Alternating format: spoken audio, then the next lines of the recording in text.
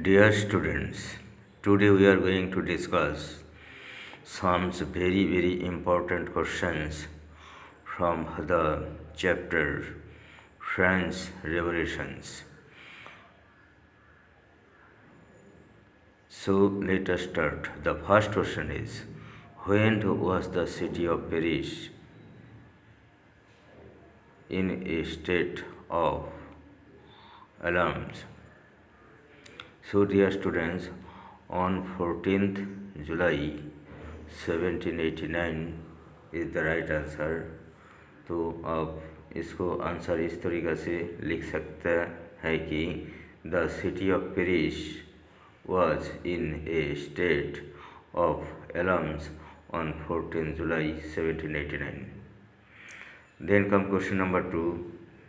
Where was the fortress prisons the Bastille located?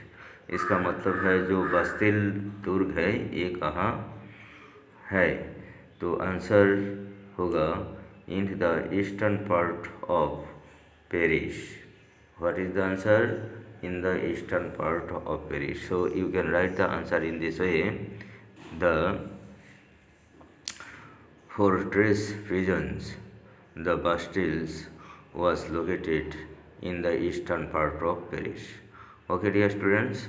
Now come to question number 3. Why was Bastille hated and finally destroyed by the French people? Dear student, इसमें थोड़ा सा explain करना है कि आप लोग जानते हैं बास्टिल्स प्रिजन में सब लोगों को बिना कारण उसमें बंदी बना के रखा गया था. यार ये जो राजा का डिस्पोटिक पावर था उसका एक सिंबल जैसा काम कर रहा था. इसीलिए आपको लिखना है answer because it, that is the Bastille, was stood as a symbol of despotic power of the king. ये आपको लिखना है. Now question number 4. Who provided financial help to the 13 American colonies during their movement against the British? तो इसमें question का मतलब है 13 colony जो था अमेरिका में, उसमें जब इंडिपेंडेंस लड़ाई शुरू हुआ उस टाइम किसने वो लोग को अर्थ देके मानी देके सहायता किया था? तो आंसर होगा फ्रांस का 16th लुई. तो you have to write Louis 16th of France provided financial help to the 13th American colonies during their movement against the British. Then come question number 5. Who exploited and governed the 13th American colonies before they became independent? तो ये question का मतलब है कि 13 American colonies जो आज़ादी के लिए बहुत लड़े, तो उस टाइम 13 अमेरिकन कम्युनिटी कॉलोनी को किसने एक्सप्लॉइट किया था, शासन किया था? तो इसके लिए आंसर लिखना पड़ेगा आपको द ब्रिटिश व द इंग्लिश. तो आंसर कैसे लिखेंगे? The English exploited and governed the 13 American colonies before they became independent. Now come to question number 6. Which family did Louis, यहाँ लुइस लिखा है लेकिन ये लुई 16 होगा, बिलोंग टू. तो आपको मेन आंसर किए है बॉर्बन फैमिली. तो आंसर कैसे लिखेंगे? Louis 16 belong to the Bourbon family. Now question number 7. Name the queen of Louis 16. तो इसमें क्वेश्चन पूछा जा रहा है कि लुई 16 का क्वीन कौन है, अर्थात रानी कौन है. अब ये क्वेश्चन इस तरीक़े से भी आ सकता है कि who was the queen of Louis 16. फिर आप ऐसा भी कह सकते हैं whom did Louis 16 married to. तो जो भी क्वेश्चन का पैटर्न हो इसका आंसर होगा ऑस्ट्रियन, क्योंकि वो ऑस्ट्रिया का राष्ट्रकन्या थी. ऑस्ट्रियन प्रिंसेस मेरी एंटोनेट। तो मेरी एंटोनेट है इसका नाम, और ऑस्ट्रिया का था इसलिए ऑस्ट्रियन प्रिंसेस आगे लिखा या दिया गया।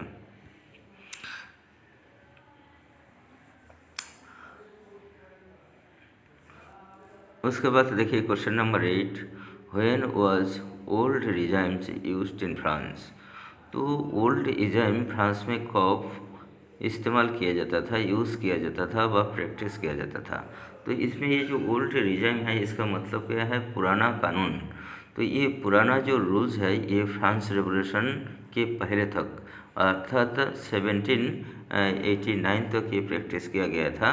तो आपको लिखना होगा before the France revolution. Then come to question number 9, what is levers. तो लीवर्स आप जानते हैं ये एक यूनिट होता है कि करेंसी का, पैसे का। ये फ्रांस में यूज़ किया जाता था, लेकिन ये 1794 के पहले तक 1794 में ये बंद कर दिया है।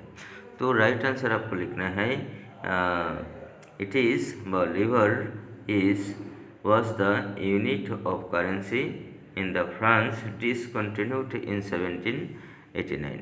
तो जो जिसको कि 1789 से कि डिसकंटिन्यू कर दिया गया है, छोड़ दिया गया है, अभी फ्रांस में ये यूज़ नहीं होता है। उसके बाद क्वेश्चन नंबर 10 में देखिए, name one direct tax paid by the third state in France. तो इसमें देखिए थर्ड स्टेट जो है अर्थात गरीब लोगों के लिए कहा गया है।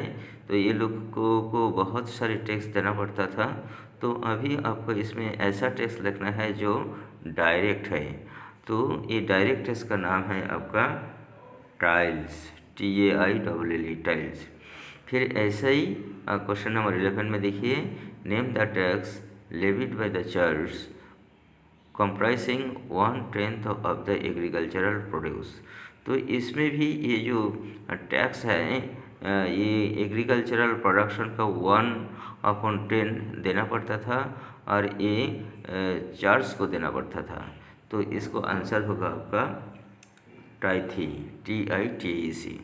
So dear students, here though I have given 11 important questions, but on the basis of these questions आप और क्वेश्चन बना सकते हैं। जैसे कि लास्ट क्वेश्चन में क्वेश्चन नंबर 11 में देखिए टाइथिस, आप कह सकते हैं कि what type of the tax tithes is. तो इट वाज डायरेक्ट टैक्स। फिर अनदर क्वेश्चन में भी हु लेविड द टाइथिस। तो आपको आंसर देना पड़ेगा कि कौन लोग दिए थे, चार्ल्स लोग। फिर who had to paid the tithes. तो कौन लोग इसको पेड करना पड़ता था, ये थर्ड स्टेट। तो इस तरीक़ा से आप एक एक क्वेश्चन के आधार पे अपना से क्वेश्चन प्रस्तुत कर सकते हैं। Thank you very much for watching. Please share this video to your friends and subscribe it.